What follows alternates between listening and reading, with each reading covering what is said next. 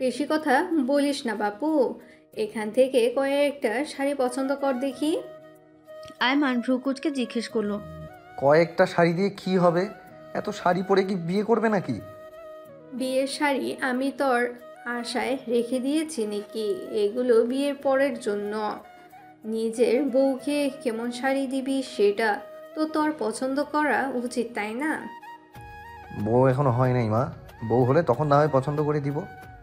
রুমানা হক রেগে গেলেন ছেলের ওপর।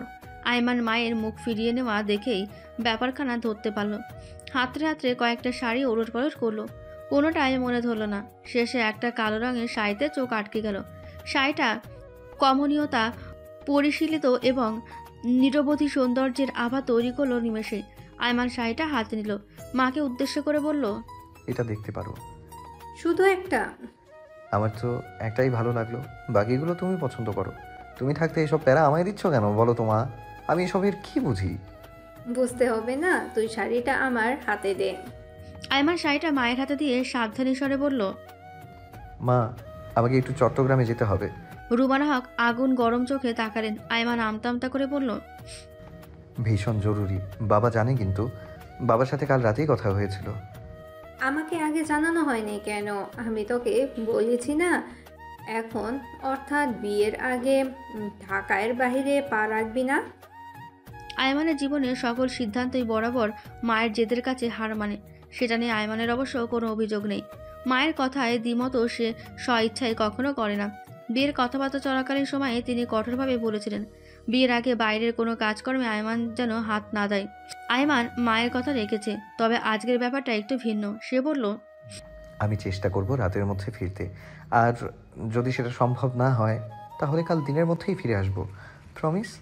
তিনি কড়া কণ্ঠে শুধালেন, তোর বাপ কই? সে গিয়ে কোন রাজকার্য উদ্ধার করলো? বাবাকে দিয়ে হবে না। নতুন রিসর্টের কাজের তদারকি আমি প্রথম থেকে করে আসছি। এখন বাবা এটাতে হাত দিলে আমার মনের মতো আর হবে না। তাই আমিই যাই, ওই দিকের কাজগুলো বুঝিয়েই চলে আসব। এখনই যাবে? আয়মান হাত ঘড়িতে সময়টা দেখে নিয়ে বলল, হ্যাঁ, যেতে চাচ্ছিলাম। আচ্ছা, সাবধানে যা, গিয়ে আমায় ফোন করে জানাবি। আর আগামীকাল বিয়ের পর্যন্ত সময় দিলাম, এর মধ্যে ফিরে আসবি। আয়মান মাকে কুর্নিশ করে বলল, যথাজ্ঞা মহারানী। আপনার মূল্যবান আখ্যান কি আপনার একমাত্র ছেলে কখনো ফেলতে পারে? রুমানাক হেসে আয়মানকে মূল ফটক পর্যন্ত এগিয়ে দিয়ে এলেন। আজকে বিকালে তার প্রাণপ্রিয় বান্ধবী শাহনাজের আসার কথা। শাহনাজ আসবেন বলেছেন, তবে কথা দিতে পারেননি। রুমানা ঘরে গিয়ে একবার ফোন করলেন, তিনি জানালেন আসবেন। নীল কখনোই ভার্সিটি থেকে সোজা বাড়ি ফেরে না। সে দেশ দুনিয়া ঘুরে দুপুরের পর বাড়ি ফেরে। আজও ব্যতিক্রম হলো না। সকালে শাহনাজ বারবার বলে দিয়েছেন, আজকে বাসায় একটু তাড়াতাড়ি ফিরবি, আমরা তোর রুমা আন্টির বাসায় যাব বিকেলে। কিন্তু নিহিন কি ওসব গায়ে মাখছে নাকি? মোটেও না। যেদিকে তার মন টানে না সেদিক থেকে হাজার আকুতি মিনতি আসলেও সে মন ফেরাতে পারে না। কি ভয়ানক সমস্যা! আজ অবশ্য আয়মানদের বাড়ি যাওয়া নিয়ে সে ভীষণ চিন্তিত। যত যাই হোক, আয়মানকে তো সে ছোটবেলা থেকেই চেনে। সে আয়মানের সাথে কিছু করেছে, আর আয়মান পাল্টা কিছু না করে মুখ বুজে সব সয়ে নিয়েছে, তা কখনোই হয়নি। এইবারও যে হবে না সেটা ভাবার কোনো কারণ নেই। যদিও এখন তারা প্রাপ্তবয়স্ক, তবু ছোটবেলার স্বভাব তো থেকে যায়। এই তো নিহিনেরও তো রয়ে গেছে। সাদা আর আকাশি রঙের কারুকার্য খচিত এই বাড়িটায় নিহিন পা রাখলো খুব সাবধানে, যেন একটু হেরফের হয়ে গেলেই বিরাট বিপত্তি ঘটে যাবে। সবাই বসলো খুব সাবধানে। সেই যে বসলো আর উঠলই না। কথায় কথায় যখন আয়মানের প্রসঙ্গ এলো এবং নিহিন জানতে পারলো আয়মান শুধু এই বাড়িতে কেন, ঢাকাতেই নেই, তখন চেপে রাখা নিঃশ্বাসটা মাটিতে ফেললো। উফ, এতক্ষণ কি চাপের মধ্যে ছিল! এইবার আয়েশ করে সোফায় গায়ে এড়িয়ে দিল। রুমানা হক বললেন, বসে বোর হচ্ছ, যাও ছাদে গিয়ে ঘুরে আসো, ভালো লাগবে। বহুত গাছপালা আছে আর রোদও পড়ে গেছে। আয়মান তো বাসায় নেই, থাকলে ওর সাথে গল্পগুজব করতে পারতে। নিশ্চয় আমাদের সকলের আলাপ শুনতে ভালো লাগছে না তোমার? নিহিন সামান্য হাসলো, বলল, না আন্টি, সমস্যা নেই, এখানে ঠিক আছি। আর মনে মনে বলল, ওই বজ্জাতের সাথে আমি গল্প করব? ওইটা কি গল্প করার মানুষ নাকি?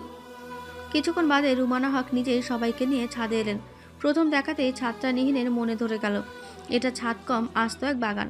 ছাদের এক পাশ পুরোটা জুড়ে ক্যাটোস্ক্লো ক্লিপার, নীল অঞ্জন, golden shower, wisteria, Mexican flame vine, ক্যালোরিনা, জ্যাসমিন, নীলমণি, রাজত্ব। নিহিন এই বিদেশি ফুলগুলো সম্পর্কে জেনেছিল একটা নার্সারিতে। কারো বাসায় যে দেখতে পাবে তা ভাবেও নি। আজ হঠাৎ অভিভূত হয়ে গেল। আলতো হাতে ফুলগুলো ছুঁয়ে দেখলো। নীল অঞ্জন ফুলের গাছ তার ভার্সিটিতেও আছে, তাই এটার ওপর খুব একটা আগ্রহ জন্মালো না। গোল্ডেন শাওয়ার আর উইস্টেরিয়াম ব্যাপক আগ্রহ জন্মালো। এই ফুলটার রং একদম অন্যরকম, এত সুন্দর। মেক্সিকান ফ্লেম ভাইন, এই ফুলটা দেখতে কিছুটা ভৃঙ্গরাজের মতো। নিহিন অগোচরে একটা ফুল তুলল, নিজের কানে গুজে বাকি ফুলগুলোই হাত বোলালো। ছাদের এ মাথা থেকে ও মাথা ঘুরে বেড়ালো। আসার সময় গুঞ্জনকে আসার জন্য জোর করা হয়েছিল, কিন্তু তার নাকি মাথা ব্যথা, তাই আসতে পারবে না। ভাবিকে দেখানোর জন্য নিহিন ফুলগুলোর কতগুলো ছবি তুলে নিল। এসব দেখার পর সে নিশ্চয়ই আফসোস করবে, কপাল চাপড়াবে। এত সুন্দর ফুলের রাজ্যে তার পা না পড়ার অপরাধে নিশ্চয়ই পা কেটে বাদ দিতে চাইবে। ভাবি এমনই, নিহিনের মতো কিছুটা ছেলে মানুষই তার মধ্যেও আছে। সন্ধ্যা হওয়ার কারণে শাহনাজ ছাদ থেকে নেমে আসতে বললেন, কিন্তু নিহিনের মন সায় দিচ্ছিল না। প্রথমে তো এই বাসায় আসতেই ইচ্ছে করেনি, কিন্তু এখন আর যেতে ইচ্ছে করছে না। এই ফুলের সাম্রাজ্যের একমাত্র রানী হিসেবে জীবন কাটিয়ে দিতে ইচ্ছে করছে। ছাদ থেকে নেমে মনমরা হয়ে বসে রইল। আর কিছুতেই মন বসলো না। বাচ্চাদের মতো মাকে ঠেলতে লাগলো আর বলতে লাগলো, মা বাসায় কখন যাবে? আমার আর ভালো লাগছে না, আমি বাসায় যাবো, আমাকে কেন নিয়ে এসছো? শাহনাজ ধমক দিয়ে নিহিনকে চুপ করালো। রুমা বলল, আহারে এমন করছিস কেন? বাচ্চা মেয়ে নির্ঘাত আমাদের কথা বোর ফিল করছে। সব সময় বাসাতে এত মানুষ থাকে, আজ আর কাউকে দেখছি না। থাকলেই তো হতো, নিহিনকে সঙ্গে দিতে পারতো। নিহিনের যে একা একা লাগছে ব্যাপারটা মোটেও তা নাই। চোখের সামনে আস্ত ফুলের সাম্রাজ্য দেখে মন কেমন উচ্চারণ করছে। লোভী মন আরেকটা বার ওই দিকে যাওয়ার প্ররোচনা দিচ্ছে। নিহিন শত চেষ্টা করেও নিজেকে দমাতে পারল না। রুমানা হককে উদ্দেশ্য করে বলল, আন্টি আমি একটু ছাদে যাই। রুমানা হক কোনো দ্বিমতই করলে না। শাহনাজ দ্বিমত করলেও রাজি করিয়ে ফেললেন, বললেন, ছাদটা আইমানের খুব শখে, যখনই সময় পায় ছাদে ফুলগুলোর পরিচর্যা করে। এখন তো তাও ফুলের উপর নেশা কিঞ্চিত কমেছে, আগে আরো বেশি ছিল। নীল মোটেও অবাক হলো না। আয়মানের ফুলের প্রতি প্রেম অনেক আগে থেকেই, এই ব্যাপারটা তার জানা। নীল ছাদে গিয়ে নিজেকে একা পেয়ে গুঞ্জনকে ভিডিও কল করলো। ফুলগুলো ঘুরিয়ে ফিরিয়ে দেখালো। গুঞ্জন মন খারাপের ভঙ্গিতে বলল, মজা নিচ্ছ? নীল মুখ বাঁকিয়ে উত্তর দিল, না, কষ্ট দিচ্ছি, ননদের মতো কাজ করছি। আসো নাই কেন? আসতে বলেছিলাম না? সমস্যা নাই, ভাইয়ের বিয়ের দিন ঘুরতে যাব। ওটাকে ভাইয়া বলে ফর্মালিটি দেখাও কেন? যদি সম্ভব হয় ছাগল বলে ডাকবে। সে একটা বড় গোছে সুদর্শন পুরুষকে ছাগল ডাকছে। ব্যাপারটা কল্পনা করতে হু হু করে হেসে উঠল। নীল ভ্রুকুচকে ফোন রেখে দিল। রাত নেমে এলো ছাদ বাগানে। চাঁদের আলো ফুলগুলোকে আলোকিত করে রাখলো সুনিপুণভাবে। এই অনিন্দ সুন্দর রাতে কুসুমাকৃতি নকশার সাম্রাজ্যে দাঁড়িয়ে নীলকে বড্ড বেশি উৎফুল্লতা আঁকড়ে ধরল। আয়মানের প্রতি অসম রাগ থাকলেও এই মুহূর্তে সে মনে মনে আয়মানকে ছোট্ট করে ধন্যবাদ জানালো। তার এই সন্ধ্যাটা সুন্দর করে দেওয়ার জন্য আয়মানের অতীতের উদ্ভট কথাগুলোকে ক্ষমা করে দেওয়া যেতেই পারে, তাই না? নিহিন সুবিস্তর মাঠ অতিক্রম করতেই পেছন থেকে পরপর দুইবার শীষ বেজে উঠল। নিহিন ঘুরে তাকাতে রাজ নামের ছেলেটা অর্ধ হাসি দিয়ে এগিয়ে এলো। নিহিনের সামনে দাঁড়িয়ে মুখে তার স্বভাবসুলভ বক্র হাসির রেখা বজায় রেখে বলল, কি গো সুন্দরী, দেখে না দেখার বান করে চলে যাচ্ছ? আজকাল পাত্তা ভীষণ কম দিচ্ছ। উত্তর যেন তৈরি করাই ছিল। নিহিন সাথে সাথে চোখ মুখ শক্ত করে জবাব দিল, তোমায় কবে সিকি পরিমাণ পাতা দিয়েছিলাম বলতে পারো? রাজের মুখের কোনো পরিবর্তন হলো না। সে ওষ্ঠদয় আরও কিছুটা প্রসারিত করে বলল, ভবিষ্যতে যে কখনো দিবে না তার কোনো নিশ্চয়তা আছে? শিক্ষা হয় নাই তাই না? চক্ষু লজ্জা একেবারেই উঠে গেছে। ভাইয়া যে থাপ্পড় মারলো সেটা বেমালুম ভুলে বসে আছো। ভাইয়াকে তোমার কথা মনে করিয়ে দিতে হবে নাকি আরো একবার? হ্যাঁ ও মা ভয় পেয়ে গেলাম। তোমার ভাইকে বলো না প্লিজ, তার হাতে একটা থাপ্পড় খেয়ে আমার জীবনে 12টা বেজে গেছে। আরেকটা খেলে তো আমি বলতেই পারবো না। কি ভাবছো এটা বলবো? বোকা মেয়ে, তোমার ভাইকে আমি ভয় পাই না, শুধু তোমার প্রতি সম্মান রাখাই তোমার ভাইকে সেদিন কিছুই বলি না। এরপর যে কখন কিছু বলবো না সেটা ভাববে কিভাবে? নিহিন চোখ মুখ শক্ত করে জবাব দিল, সম্মান শব্দটা সবার মুখে মানায় না। আর এরপর আমাকে কিছু বললে না, আমার ভাইকে লাগবে না, নিজের জন্য আমি নিজেই যথেষ্ট। বেয়াদব ছেলে একটা। এরপর নিহিন নিজের রাস্তা ধরল, পেছন ফিরে আর তাকালো না। রাজের অভিব্যক্তিও আর দেখার প্রয়োজন মনে করলো না। বিগত কয়েক মাস ধরে প্রচুর জ্বালাচ্ছে। এলাকার ছেলে বিদায় রাস্তাঘাটেও হুটহাট দেখা হয়ে যায়। বেয়াদবির সুযোগ একদম ছাড়ে না। নিহিন ইমাদকে সরাসরি বলেছিল এই ব্যাপারে। ইমাদ ব্যবস্থাও নিয়েছিল, তবুও এই ছেলের শিক্ষা হলো না। লজ্জাশরম না থাকলে যা হয়, কান কাটা কোথাকার। রাগে গজরাতে গজরাতে নিহিন ক্লাসে এলো। ক্লাসে এসে চেনা মুখগুলো না দেখে বিরক্তির চরম পর্যায়ে পৌঁছালো উত্তপ্ত মেজাজ খানা। কোনো মতে একটা ক্লাস করে বেরিয়ে এলো। ক্যান্টিনে ঢু মারতে পেয়ে গেল সবাইকে। পরিবার ব্যতীত নিহিনের নিজস্ব একটা জগৎ ছিল এবং এখনও আছে। এই জগৎটা তার বন্ধু বান্ধবদের নিয়ে। অন্য কারো প্রবেশ সেখানে সম্পূর্ণভাবে নিষিদ্ধ। তবে বন্ধু মহলে জৌলুস হারিয়ে যাচ্ছে দিনকে দিন। শ্রেয়ার তো বিয়ে হয়ে গেছে, অন্যান্যরও বিয়ে ঠিকঠাক। সব দিক সামলে হয়তো মাস দুয়েকের মধ্যে সেও বিয়ের পিড়িতে বসবে। পুষ্প নীলার বিয়ে ঠিকঠাক না থাকলেও ধরাবাঁধা মানুষ ঠিকই আছে। আর একজন আছে অর্ণব, সে ছন্ন ছাড়া ভবঘুরে। কাউকে তার মনেও ধরে না, আর সেও কারো মনের মতো হয় না। সবাইকে একসাথে দেখে এগিয়ে এলো নিহিন। কাছাকাছি আসতেই শ্রেয়াকে নজরে পড়ল। বসন্তের হাওয়া এসে যেমন মন চুরানো আনন্দ দিয়ে যায়, শ্রেয়াকে দেখেও নিহিনের সেরকম আনন্দ অনুভব হলো। রাজার বিরক্তির কথা বিমালুম ভুলে গেল। দৌড়ে গিয়ে শ্রেয়াকে জড়িয়ে ধরল, আপ্লুত কণ্ঠে বলল, 1.5 মাস পর দেখা হলো। এটুকু বলেই নিহিন মুখ ফিরিয়ে নিল। মনে পড়ল এই মেয়েটার সাথে কথা বলা একদম উচিত না। তাকে ফোন করলে রাখি রাখি করে, দেখা করতে বললে সে সময় পায় না। শ্রেয়া নিহিনের অভিমান উপলব্ধি করতে পারল। সে বলল, 1.5 মাসে ভুলে গেছিস নাকি নতুন কোনো বন্ধু বান্ধব জুটেছে? আমি যে তোকে কত মিস করেছি রে নিহিন। শ্বশুর বাড়িতে গিয়ে বড্ড চাপের মধ্যে আছি। আজ শাশুড়ি মায়ের গ্রামের বাড়ির ওইদিকে কোনো এক আত্মীয় মারা গেছেন, সবাই গেছে দেখতে। আমি সেই সুযোগ বুঝে দেখা করতে চলে এলাম। নিহিন মুখ ঝামটে বলল, আসার কি দরকার ছিল? স্বামী নিয়েই থাকতি। তুই তো আবার বিয়ের পর থেকে স্বামী ছাড়া কিচ্ছু বুঝিস না, কাউকে চিনিসই না। ঝগড়া করবি আমার সাথে? ইচ্ছে নেই কথা বলার। তারপর বাকিদের দিকে তাকিয়ে বলল, তোরা বিয়ে করলে অবশ্যই বরের ছোট ভাই দেখে বিয়ে করবি। তোদের দেখে আমি প্রেমিকের খুব অভাব বোধ করছি রে। অর্ণা তৎক্ষণাৎ হাত তুলে বলল, আমার দেওরও আছে। নিহিনের চোখ দুখানা চকচক করে উঠল। সে অস্থির চিত্তে বলল, কোথায়? আগে বলিসনি তো, স্বার্থপর বেঈমান মহিলা। অর্ণা চাপা হেসে বলল, হ্যাঁ, তোকে বলতাম তোর সাথে ভালোই মানাবে। নিহিন ঝটপট জিজ্ঞেস করলো, তাই? নাম কি? বাড়ি কোথায়? কিসে পড়ে? বয়স কত? গার্লফ্রেন্ড আছে? অর্ণা নিহিনকে থামিয়ে দিয়ে বলল, ধীরে ধীরে। ওর নাম অহন। আচ্ছা, বাড়ি কোথায়? গাজীপুর। আর কিসে পড়ে? বয়স কত? অর্ণা এবার অট্টহাসিতে ফেটে পড়ল। দোস্ত, অহন ক্লাস 10-এ পড়ে। তোর সাথে দারুণ মানাবে। আমি তো আহাদকে বলে রেখেছি অহনের যেন বিয়ে শাদী না দেয়। আমি ওকে তোর জন্য পছন্দ করে রেখেছি। অর্ণার কথায় উপস্থিত সকলেই হেসে উঠল। নিহিন যতটা উদ্দীপনা নিয়ে কথাগুলো বলেছিল, ঠিক ততটাই হতাশ হয়ে সকলের দিকে তাকালো। ম্লান কণ্ঠে বলল, অপমানে লাগলো ব্যাপারটা। নিহিন উঠে গেল। এই স্বার্থপর মহিলাদের সাথে বসে থাকার কোনো মানেই হয় না। তবে নিহিনের পথ রোধ করলো শ্রেয়া। অনেকদিন পর দেখা হয়েছে, আবার কবে দেখা হয় কে জানে। সুযোগ যেহেতু নিজে ধরা দিয়েছে, তাই সেই সুযোগের সদ্ব্যবহার করতেই হবে। শ্রেয়া সবাইকে নিয়ে বের হলো। উদ্দেশ্য সিনেমা হল। তারপর আরও কিছুক্ষণ ঘুরবে, খাওয়া দাওয়া করে নিজেদের গন্তব্যস্থলে ফিরে যাবে।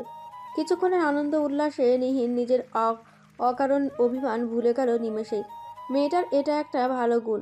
আপনি শিখতে হলে রাগ, অভিমান, দুঃখ, কষ্ট আর কিছুই অবশিষ্ট থাকে না। বিয়ে ঠিকঠাক হলে একটা মেয়ের মধ্যে বিভিন্ন ধরনের পরিবর্তন আর হামেশাই লক্ষ্য করা যায়। কিন্তু অদিতির মধ্যে তার পরিবার তেমন কিছুই লক্ষ্য করছে না। কেমন যেন মনমরা, সব কিছুতে নির্লিপ্ততা। বিয়ের কথাবার্তা ঠিক হওয়ার পর কেমন যেন ডাঙ্গায় ছটফট করা মাছের মতো ঝিমিয়ে পড়েছে। বিয়েতে তার একদম মত নেই। অন্য কোথাও যে সম্পর্ক আছে ব্যাপারটা তেমনও নয়। তার জীবনের একমাত্র লক্ষ্য বিয়ে নয়, নিজে কিছু একটা করা। বলা নেই কওয়া নেই, হঠাৎ একদিন বাবা এসে বললেন, তোমার বিয়ে ঠিক করেছি। মা বললেন, তোর বাবার মতোই তোর মতো হওয়া উচিত। কাজে যদি কোথাও চক্কর থেকে থাকে তবে ভুলে যা সব। কি আশ্চর্য! বিয়ে কি জোর করে চাপিয়ে দেওয়া জিনিস নাকি? বিয়েটা করবে সে, সংসার করবে সে, আর তার জীবন সম্পর্কে কোনো সিদ্ধান্ত সে নিতে পারবে না। ঠিক এই জিনিসটাই অদিতি মেনে নিতে পারছে না। সব ঠিক মনে হলেও তার পুরো জগৎটা এলোমেলো, অগোছালো। বাবা মায়ের ওপর ক্ষণে ক্ষণে চাপা অভিমানে চোখের বাঁধ ভাঙা জলে বুক ভেসে যাচ্ছে।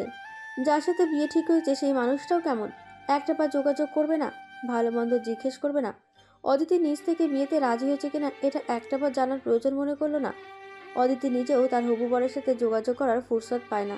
পরিবার হয়তো বুঝে গিয়েছে এই বিয়েতে তার মত নেই, বিপক্ষে গিয়ে বিয়ে দিতে হচ্ছে। কারণ অদিতিকে কড়াভাবে বলেও দেওয়া হয়েছে সে যেন এই বিয়ে শাদীর বিষয়ে এই বাড়ির কারোর সাথে রা না করে। ভালো ঘর আর ভালো বর কিছুই তারা হাতছাড়া করতে চান না। অদিতি আইমানকে দেখেছিল। অতিরিক্ত ভদ্র শান্তশিষ্ট মানুষটাকে শুধু দেখা সাক্ষাৎ এই ভদ্র মনে হয় নাই, বরং তার চারিত্রিক দিক থেকেও ভদ্র মনে হয়েছিল।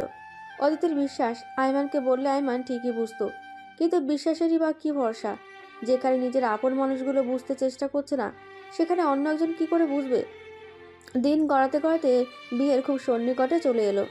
সেই 1 মাস আগে রুমানা হকের মধ্যে ছেলের বিয়ে নিয়ে যেমন উত্তেজনা ছিল, এখন সেটা হাজার গুণে বৃদ্ধি পেয়েছে। বিয়ের তোড়জোড় নিয়ে সকালে রেদওয়ানুল হকের সাথে একচোট কথা কাটাকাটি হয়ে গেল। অন্দরে সাজানোটা নাকি তার মনের মতো হয়নি। তিনি ফের ডেকোরেটরের লোক দিয়ে ডেকে নিয়ে এলেন। কতদিনের স্বাদ তার একমাত্র ছেলের বউ আনবেন রাজকীয়ভাবে। পুরো বাড়ি আলোয় ঝলমল করবে, নিয়মানে আত্মীয় স্বজনের ঘর ভরপুর থাকবে। কারোর ওপর ভরসা না করে নিজে সবকিছু তদারকি করছেন। সকাল থেকে কেউ তাকে একদণ্ড বসতে দেখেনি। রেদওয়ানুল হক আয়মানের খোঁজই করেছিলেন। নিচে কেউ একজন বলল আয়মান ছাদে বন্ধুদের সাথে আড্ডায় আছে। সে অনুপাতে তিনি ছাদে এসে ছেলেকে খুঁজে পেলেন। তখন অবশ্য 2-1 ব্যতীত তেমন কেউ ছিল না। সন্ধ্যার আকাশে প্রাকৃতিক আলো এবং কৃত্রিম আলো মিলে অদ্ভুত রকমের সুন্দর সৃষ্টি হয়েছে পুরো ছাদ বাগান জুড়ে। আয়মান বাবাকে দেখে ডাক দিল, বাবা। রেদওয়ানুল হক এগিয়ে এসে একখানা হতাশার দীর্ঘশ্বাস ফেললেন। আয়মান জিজ্ঞেস করল, কি হয়েছে? শরীর খারাপ? তিনি শক্ত কণ্ঠে জবাব দিলেন, না, কপাল। কপাল খারাপ? তার বলছি কি। তোমার কপালের আবার কি হয়েছে? শনি পড়েছে। আয়মান হাসতে গিয়েও নিজেকে সামলে নিল। সে সকাল থেকে খেয়াল করছে বিয়ের কাজকর্ম একটু এদিক সেদিক হলেই মা একে ওকে ধমকাচ্ছে। আয়মানকেও ধমক দিয়েছে। তখন একটা ফুলদানির জায়গা অদলবদল হয়েছিল দেখে ধমক দিয়ে বলেছিলেন, বিয়ের আনন্দে সব খেয়ে ফেলেছি, এটা এখানেই ছিল। বলেছি না, জায়গার জিনিস জায়গায় রাখতে আশ্চর্য। তোদের দিয়ে আমার উপকার ব্যতীত একটা উপকার হয় না। কি করব তোদের দিয়ে আমি? যেমন বাপ তার তেমন ছেলে, অকর্মের ঢেকি কোথাকার। আয়মান বাবাকে উদ্দেশ্য করে বলল, আমি শুধু ভাবছি মা তোমাদের বিয়ের সময়ও কি এমন অ্যালার্ট ছিল? ছিল বোধ হয়। আজও তো এমন ভাব করেছে যেন বিয়েটা তার ছেলের না, নিজেরই হচ্ছে। আয়মান হাসতে হাসতে বলল, এই লগ্নে মায়ের আরেকটা বিয়ের ব্যবস্থা করব নাকি? রেদওয়ানুল হক অগ্নিদৃষ্টি নিক্ষেপ করতেই আয়মান পুনরায় বলল, এত হাইপার হয়েও না বাবা, আমি তোমার সাথেই বিয়ের কথা বলছি। বলো ব্যবস্থা করব নাকি? তারপর বউ নিয়ে হানিমুনের উদ্দেশ্যে চলে যাবে আমাদের নতুন রিসর্টে। তিনি আয়মানের কথায় স্থির কণ্ঠে বললেন, শুনেছিলাম বিয়ের কথাবার্তা উঠলে নাকি মানুষ দিনকে দিন নির্লজ্জ হয়ে যায়। এটা শুধু মানুষের মুখে শুনেছিলাম এতদিন যাবৎ, আর আজ চোখে দেখে প্রমাণও পেলাম। আয়মান ফের হো হো করে হেসে উঠল। ছেলে যন্ত্রণায় অতিষ্ঠ হয়ে রেদওয়ানুল হক ছাদ থেকে বিদায় নিলেন। আয়মান নির্লজ্জ মোটেও হয়নি। সে তো শুধুমাত্র বাবাকে রাগিয়ে দেওয়ার উদ্দেশ্যে বলেছিল। বিয়ে নিয়ে যেখানে কোনো আনন্দ উল্লাস উপভোগ করতে পারছে না, সেখানে বিয়ের কথাবার্তায় নির্লজ্জ হয়ে যাওয়ার ব্যাপারটা নিতান্তই বিলাসিতা। আয়মানের বিয়েতে মোটেও আপত্তি নেই, আবার মনেও সায় নেই। এই দ্বিধাদ্বন্দ্বের ওপর ছেড়ে দিয়েছে জীবনটা। মা তো সবসময় বলে, একটা সম্পর্কে শুরু রাস্তাটা যে সব সময় মসৃণ হবে এমনটা নয়, অমসৃণও হতে পারে। তবে সেই রাস্তাকে যত্ন করে সময় দিয়ে ভালোবাসা দিয়ে মসৃণ করা মোটেও কঠিন কিছু নয়। আয়মান সেই ভরসাতেই রয়েছে।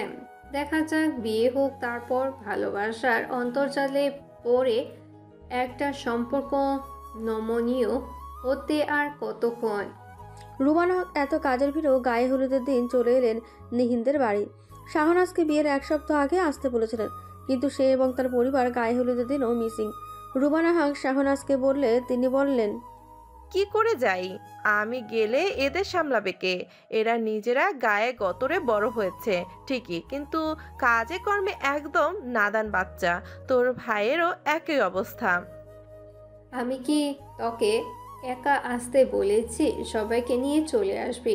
যাই হোক, আমি আধা ঘন্টা বসলাম, তুই সবাইকে তৈরি হতে বল। কে আছে বাসায়? তোর ভাই নাই?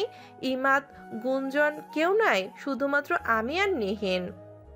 তিনি জোরাজুরি করলেন বেশ, বললেন, তবে ঠিক আছে, তাই চল, ওদেরকে আমি ফোন দিয়ে চলে আসতে বলবো। শাহনাজ কিছুক্ষণ ভাবলেন, তারপর বললেন, আচ্ছা ঠিক আছে, তবে বিকেলে বেলা চলে আসবো। থাকার জন্য একদম জোরাজুরি করবি না রুমা। রুবানা রাগ করলেন না। গায়ে হলুদ ভীষণ জাঁকজমকভাবে সম্পূর্ণ হলো। ভাবি বোনের আয়মানকে হলুদে হলদিয়া পাখি বানিয়ে ছাড়লো। তবে সবার আনন্দে ভাটা দিয়ে আয়মান বাধা দিল না। অনুষ্ঠানের প্রাথমিক কার্যকলাপ শেষে ভিড় কাটিয়ে বেরিয়ে যাচ্ছিল।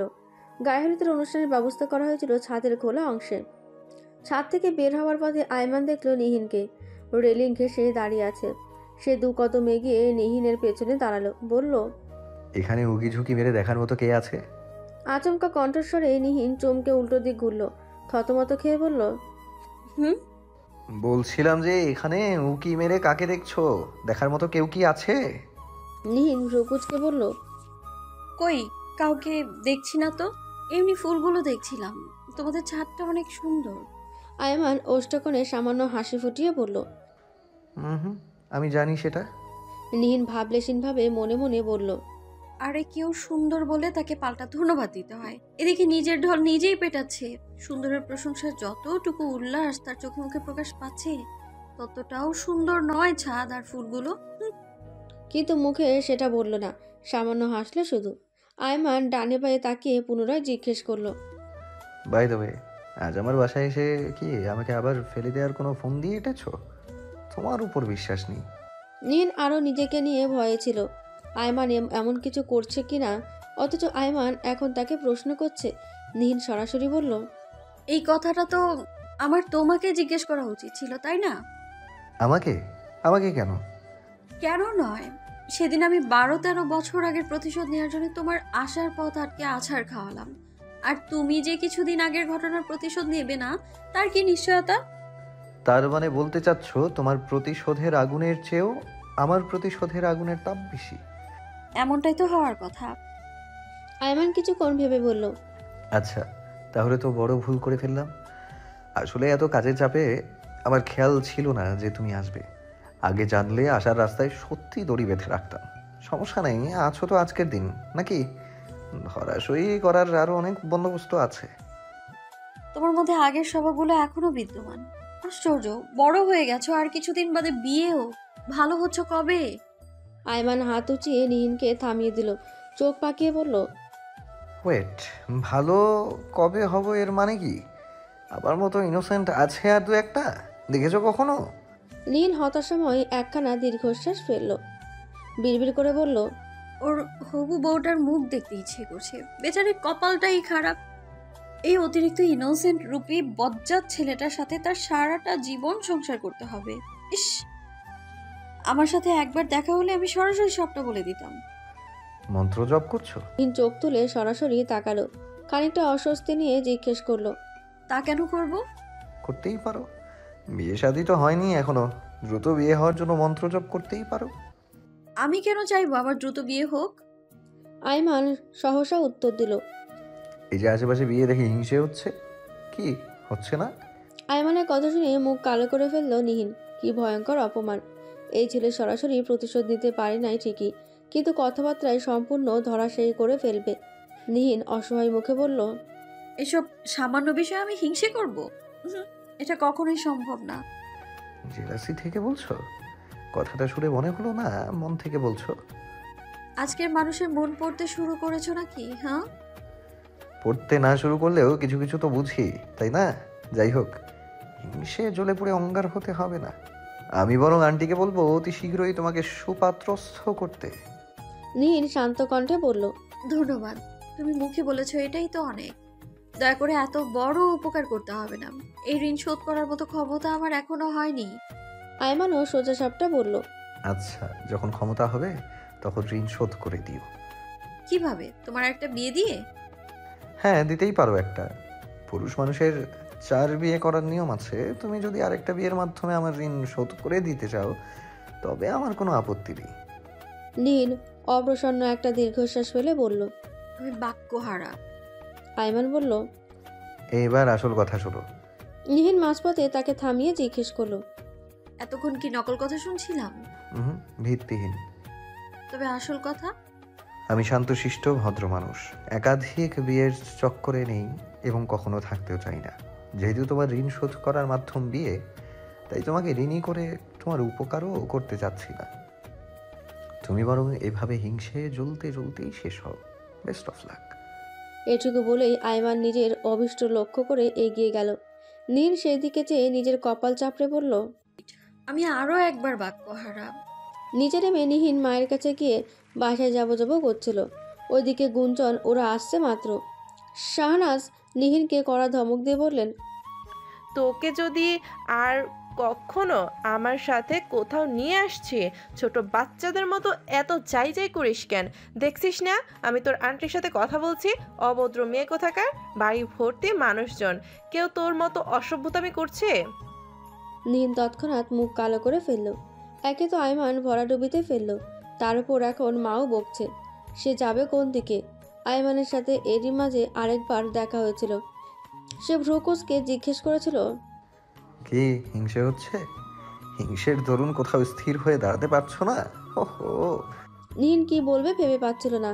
এইরকম অযাচিত প্রশ্নের উত্তরে কি বলতে হয় সেটা তার জানাও নেই। কখনো এইরকম উদ্ভট পরিস্থিতিতে পড়তে হয়েছে নাকি? অবশ্য নিহিনের কিছু বলার ফুরসতও মেলেনি। তার আগেই আয়মানের প্রস্থান করেছে। নিহিন সোজা গুঞ্জনের কাছে গিয়ে গাল ফোরালো। ভাবি আমাকে দেখো তো, আমার চেহারা কি হিংসে হিংসে ভাব স্পষ্ট?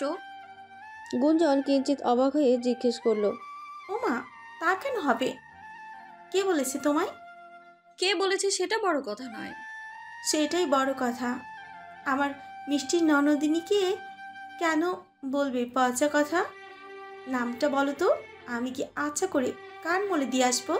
নিহিন নাম ধাম কিছু বলল না, থম মেরে বসে রইল। বিকেল হতে বিয়েবাড়ির শোরগোল আরও ঘনীভূত হলো। এরই মধ্যে আরিশের সাথে নিহিনের এক পলক দেখা হয়ে গেল। আরিশ মৃদু হেসে বলল, হাই আপু, কেমন আছেন?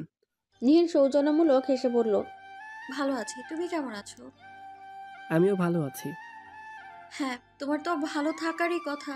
তুমি তো বড় ভাইয়ের হয়ে ওকালতি করছো। উকিলরা বরাবরই ভালো থাকে। আরিশ চাপা হেসে বলল, আজও করেছি। কি ওকালতি? নিহিন ব্রুকুজকে জিজ্ঞেস করলো, কিরকম? একটা দীর্ঘ চিঠি লিখেছি, সেটা ভাইয়ার নাম করে বাবার কাছে পৌঁছে দিয়ে আসার ব্যবস্থাই করছি। ভাইয়া তো আর কথা বলবে না। যত যাই হোক, বিয়ের আগের দিন বরকনের মধ্যে একটু কথোপকথন হবে না? আর আমি ছোট ভাই, আমার একটা দায়িত্ব আছে না? নিহিন বিজ্ঞের মতো মাথা নেড়ে বলল, ভীষণ দায়িত্ববান ভাই তুমি। সেদিন রাতে বাকিরা চলে গেলেও রুমানা হক নিহিনকে আটকে দিলেন। কোনোভাবেই যেতে দেবেন না। নিহিনও একা থাকতে রাজি হচ্ছিল না। এদিকে আন্টি বারবার এত করে বলছিল, তার কথাও ফেলতে পারছিল না। পরিশেষে সে ওই বাড়িতে রয়ে গেল। থাকতে তো সমস্যা ছিল না, কিন্তু আইমানের উদ্ভট কথাবার্তাগুলো সমস্যা। যতবার দেখা হচ্ছে ততবারই মুখের স্বভাবসুলভ শয়তানি হাসিটা বজায় রেখে বলছে, হিংসে হিংসে, সবটাই মানুষের হিংসে। হিংসের ফল একদম ভালো হয় না। বিয়ে শাদী কোনো হিংসের বিষয়বস্তু হলো নাকি? আরে মানুষ তবুও এটা নিয়ে হিংসে করে। শুধু কি হিংসে, একদম জ্বলে পুড়ে ছারখার হয়ে যাচ্ছে। নিহিন নিজের রাগটা বহু কষ্টে নিয়ন্ত্রণে রেখেছে। আইমানের কথাবার্তা শুনছে কিন্তু গায়ে মাখছে না, আবার সহ্যও করতে পারছে না।